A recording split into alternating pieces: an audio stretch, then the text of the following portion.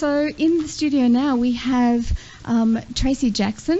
She's a local elite shooter who has shot with the Australian Paralympic squad, and she was Local Sportsperson of the Year in 2016. So welcome to the studio, Tracy. Thank you for inviting me here today. That's okay. It's a bit exciting in here today because we've got a lot of wonderful music that's coming from wonderful women, and we've been talking to a number of very inspiring local women as well. What I want to ask you first is, when have you been most satisfied in your life? I would say right about now, actually. I've been doing such amazing things since I started shooting. So yeah, I've met amazing people. I've just grown in myself, I think. I love my life, even though I am in a wheelchair. Not very many people can actually say that, but yeah, I really do love my life, and I've got so much more courage now as well. Shooting has sort of opened my world. Okay, I have to ask, why shooting? Well, secretly, I've always liked guns, but it's not something that you would tell too many people, especially nowadays. And it was 6 years ago I broke my leg, and put me in a wheelchair for permanently. And the Muscular Dystrophy Queensland sporting coordinator asked me, did I want to get into some kind of sport and that, thinking that I might have been, I need a little bit more courage and a little bit of help out. So, yeah, I just said to him, I'd love to do some shooting, and it just come about that I got a chance to do a come and try day down at Belmont Range, and yeah, that's it. I'm now a shooter. Fantastic. Tracy, Liz here. Who has been your biggest influence? I think my biggest influence, is myself. I do believe, and I don't want to sound, too cocky about that. But I've managed to step out of my comfort zone. The last 6 years has just been amazing.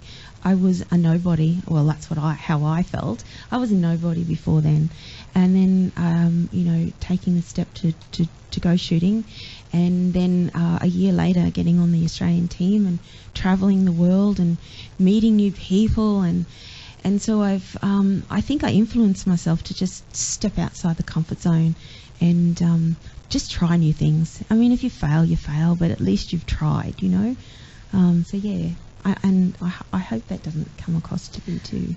No, I think that we all find ourselves in different circumstances, and we have to make a decision. Yeah. We either, sit in that and don't move, or we have an option to move forward, and you obviously have done that, yes. Which is pretty amazing. I mean, I know that not everybody would react that way. Where do you see yourself in 2 years from now? Wow, 2 years from now, I've got so many projects that I want to try and achieve. My biggest one is working for some kind of travel consultant or an online travel group that I want to film wheelchair accessible rooms. With my travel, I've come across so many rooms that are not wheelchair accessible. You book it online, or you book it and you stress to them that it must be wheelchair accessible. Then you get there, and either you can't get into the room because there's a step, or you can't get into the bathroom because there's not enough room to get your chair in there, or the shower has a lip, so you can't actually get into the shower. So I have been lately filming some of the accommodations, because I do travel a little bit, and I've had such great feedback because I've actually videoed the room. People can actually see for themselves what it's like, so they know what is what will suit them and what won't suit them. So that's what I want to try and be able to do somehow, some way. Video, rooms. That would make such a difference for people who, aren't able-bodied, and because in normal life, well, in my life, I don't actually think about that. I know that when I had small children and I had a pram and I'd be walking along and you have to get onto the footpath and there's no gutter, that drain spoon thing Yep. that you can get the pram up onto, and I'm able-bodied and I can find a way around it. But these things we just don't think about, and it's a wonderful, a great idea that you've put what you're experiencing into practice and going to video. That would be a very useful thing. Well, so many people said to like, it was only 3 weeks ago I booked a room in Sydney, and I stressed to the lady on the line, it must be wheelchair friendly. Yes, it's fine, it's wheelchair friendly. We get there and it wasn't even a room for wheelchairs. There was no way I could get my chair in there. Maybe we should do wheelchair training with everybody, in those sorts of industries. Absolutely. To accommodate people, to make sure that they do understand, well, that little lip on, as you said, in the bathroom does make a big difference. Yeah, it's a difference between a shower or no shower. And times have certainly changed, because you now see a lot more people out and about with mobility difficulties, and a lot of people take things for granted that, we can do this and we can do that. But you've certainly opened eyes and to help others out in the same or similar situations. Yep. So what's coming up for you next? What things are coming up? All right, I volunteered to be a part of the Commonwealth Games. So I will be volunteering my services over at Belmont Shooting Range, which is exciting. I can't wait for that. We just picked up my uniform, so yeah. And at the moment, I'm actually raising awareness and funds for Muscular Dystrophy Queensland. The month of March is their awareness month.